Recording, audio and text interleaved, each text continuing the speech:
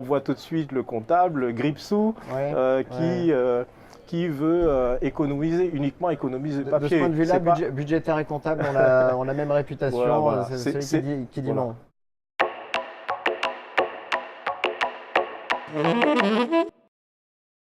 Déjà, il y a Bercy, c'est quelque chose de très grand, donc c'est source de confusion. Alors quand je dis que je travaille à la direction du budget, non, quand je dis que je travaille à Bercy, les gens pensent que je m'occupe des impôts, Voilà. que c'est moi qui augmente la taxe sur les carburants, ou c'est moi qui mets en place le prélèvement à la source. Et, bon, tout ça n'a rien à voir avec ce que je fais, mais bon, on va dire que je suis solidaire de la fonction financière, mais elle est très diverse en fait.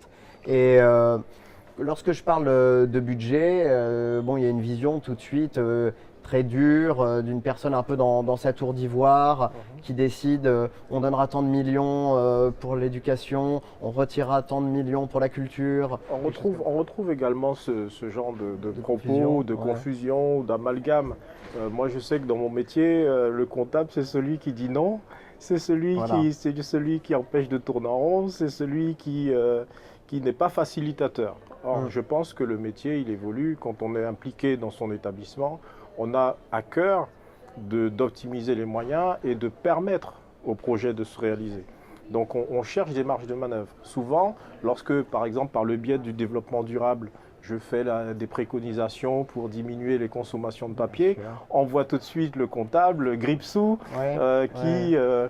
qui veut uniquement économiser le De ce papier. point de vue-là, C'est pas... budgétaire et comptable ont la même Voilà, réputation. voilà. C'est celui qui dit Voilà. non. C'est pas celui qui veut protéger la planète, c'est celui qui veut protéger les deniers. Et ce Et qui est du bien, coup, c'est que ça peut être justement compatible. tout à fait. Et du coup, il faut arriver à convaincre que, justement, si on arrive à faire des économies par ailleurs, ça permettra de favoriser d'autres types de projets. Exactement. Donc, c'est toujours dans une idée Il y a une idée d'optimisation, de redistribution, de justement. redistribution. Parce que l'État ne cherche pas à faire du profit. Voilà. L'État cherche à servir au mieux Et les politiques publiques. j'ai commencé en inspection académique et pour ensuite être gestionnaire matériel dans un lycée pro en Guyane.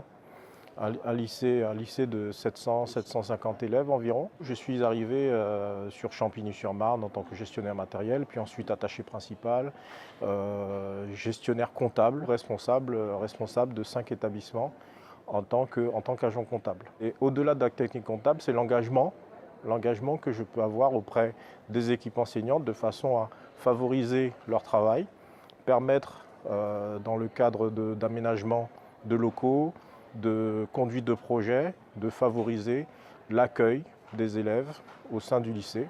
Je n'ai pas commencé par la sphère publique immédiatement. Je ne sais pas si pour toi ça a été une vocation ou quelque chose que tu as toujours souhaité. Pour moi, c'était pas vraiment une idée que j'avais, c'était pas l'idée première. Je souhaitais surtout ne pas me fermer de porte et à ce titre, je me suis orienté vers une école de commerce dans un premier temps. À la suite de cette école de commerce, sans grand enthousiasme, j'ai enchaîné avec un premier boulot en audit financier, dans un grand cabinet, donc quelque chose qui est bien vu à l'extérieur, qui fait joli sur le CV, tout ça.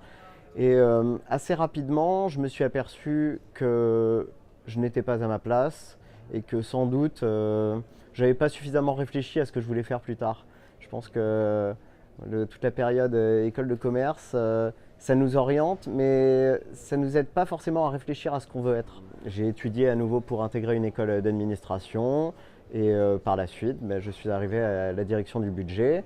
Actuellement, donc c'est mon premier poste. Je m'occupe de performance de la dépense publique et de la fonction financière. Principalement, je m'occupe de suivi d'indicateurs, donc ça c'est la partie performance de la dépense. L'idée c'est de faire des économies pour avoir des marges de manœuvre sur des politiques publiques qui sont définies comme prioritaires. Voilà. Donc cette définition de ce qui est prioritaire, c'est du ressort du gouvernement, des ministres.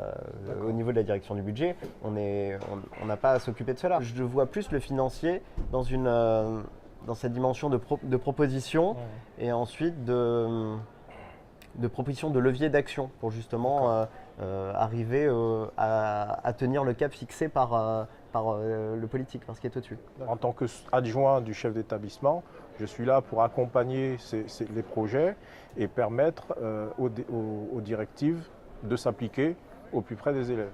Et ça, je pense, cette dimension conduite de projet, c'est quelque chose qui nous regarde tous les deux. Oui, ça, oui, tout à fait. Et c'est quelque chose d'assez valorisant. Moi, je trouve ça valorisant agréable, de pouvoir permettre aux élèves de s'impliquer dans leur scolarité et accompagner des enseignants.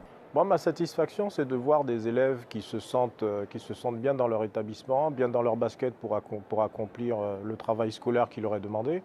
Alors bien entendu, nous, on ne peut pas tout faire. L'éducation, c'est les parents. D'accord ? On va faire en sorte, justement par le groupement des établissements franciliens que j'ai mis en place avec notre chef d'établissement, M. Schlegel, de faire en sorte qu'il y ait des produits de qualité. Nous avons fait des marchés au plus près des entreprises, notamment sur les produits frais, de façon à favoriser le circuit court. Circuit court, produits bio, produits locaux, donc ça participe à l'économie d'un territoire, mais ça permet d'avoir des produits de qualité et du coup de faire du frais. Le chef de cuisine est content de faire, avec ses aides de cuisine, de faire un bon plat frais. Et ça se voit dans l'assiette. Mais c'est vrai que parmi les fausses conceptions qu'on peut avoir, c'est que l'administration est un carcan terrible et que derrière on peut rien toucher, on ne peut pas bouger. Je pense que c'est faux. La créativité est mise en avant et valorisée. J'aimerais sans doute aller à terme au plus près d'une politique publique particulière. Alors, par exemple, l'éducation nationale, c'en est une, qui sait, ça pourrait m'intéresser en plus.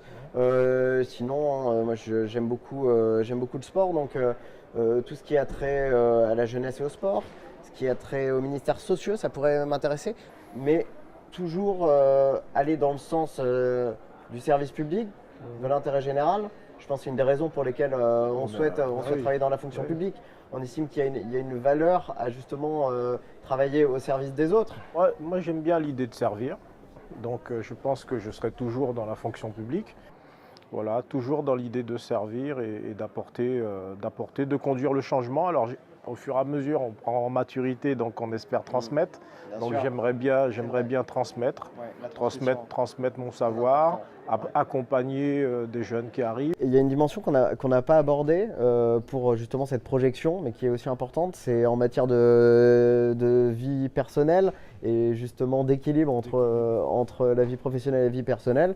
Je suis devenu papa récemment d'une petite fille, donc cette dimension-là m'est très chère.